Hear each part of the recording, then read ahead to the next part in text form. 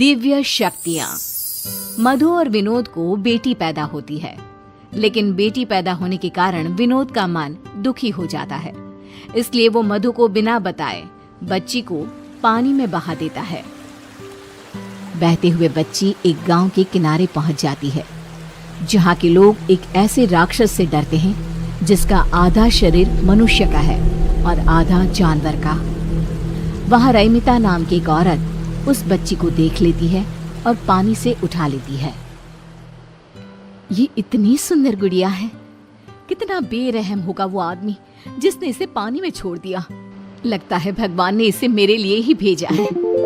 रैमिता बच्ची को अपने घर ले आती है और अपने पति नवीन को सब कुछ बता देती है। नवीन कहता है, आज से हम बेटी के भी माँ बाप हो गए हैं। अब इस घर में भी चहल पहल हो जाएगी। अब मेरी गुड़िया का नाम किंजल होगा। रैमिता और नवीन किंजल को अपनी बेटी बनाकर अपने साथ रख लेते हैं।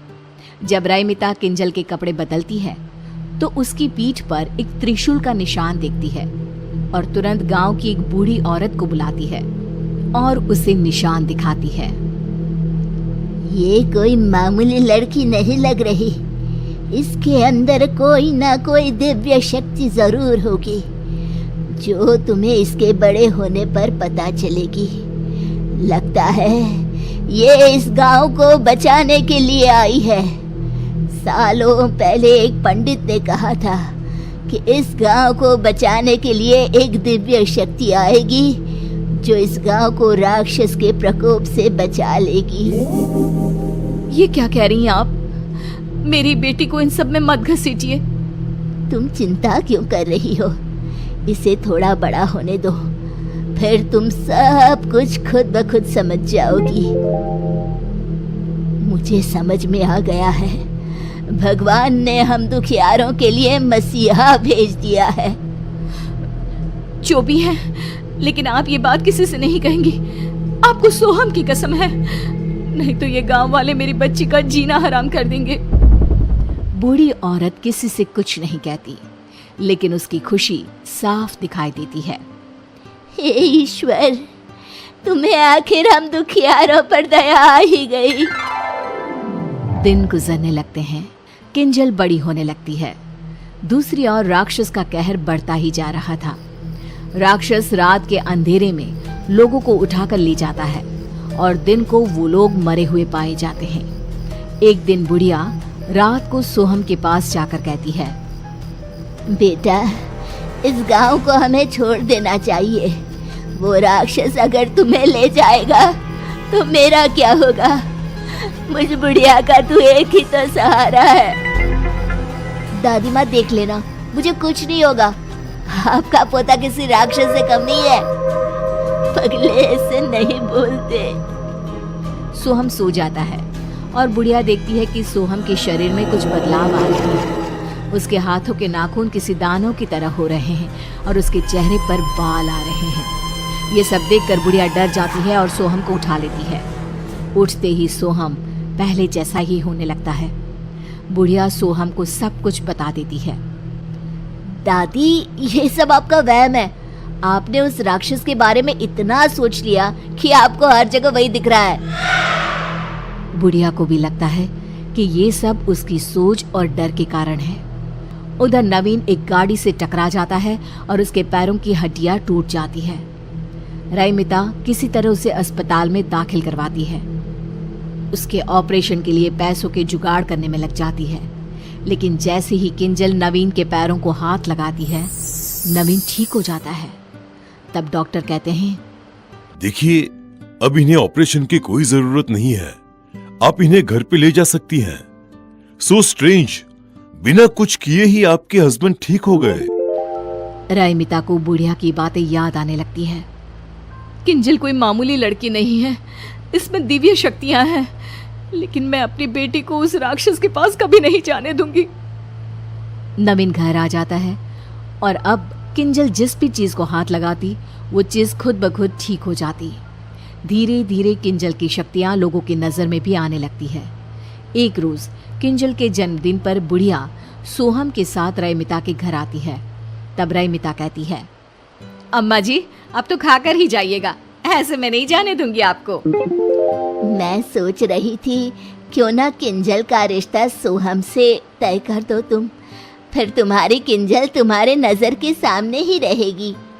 नहीं नहीं, मेरी किंजल शहर जाएगी, उसके लिए शहर से बड़े बड़े रिश्ते आ रहे हैं। बुढ़िया मन ही मन दुखी हो जाती है क्योंकि वो किंजल को अपनी बहू की तरह देख रही थी। खाने में रात होने के कारण रईमिता सोहम और बुढ़िया को अपने घर पर ही रोक लेती है। सोहम और बुढ़िया रईमिता के घर पर ही रुक जाते हैं। आधी रात को जब रईमिता पानी पीने के लिए उठती है तो वो देखती है कि किंजल कमरे में नहीं है। रईमिता तुरंत पूरे घर में देखती है लेकिन किंजल कहीं नहीं मिलती। रईमिता रोने लगती है और नवीन को उठाकर कहती है, हमारी किंजल कहीं नहीं मिल रही है, कहीं उसे वो राक्षस उठाकर ले तो नहीं गया होगा। मैं मर जाऊंगी, मेरी किंजल को कुछ भी हुआ तो। बुरा क्यों सोचती हो? इतने में बुढ़िया आकर कहती है, मेरा सोहम भी नहीं मिल रहा। लगता है दोनों बच्चे उस राक्षस के हत्थे चढ़ गए हैं। चलो उस जंगल की ओर चलते हैं जहाँ वो लोगों को उठाकर ले जाता है। आप दोनों यहीं रहिए, मैं जाता हूँ। अगर वो राक्षस आप दोनों को भी ले गया तो मैं क्या करूँगा? मैं जी कर भी क्या करूँगी, मेरे लिए सब कुछ मेरा पोता ही तो है, मुझे भी ले चलो। तीनों जंगल की ओर जाते हैं लेकिन रास्ते में किंजल और सोहम कहीं दिखाई नहीं देते।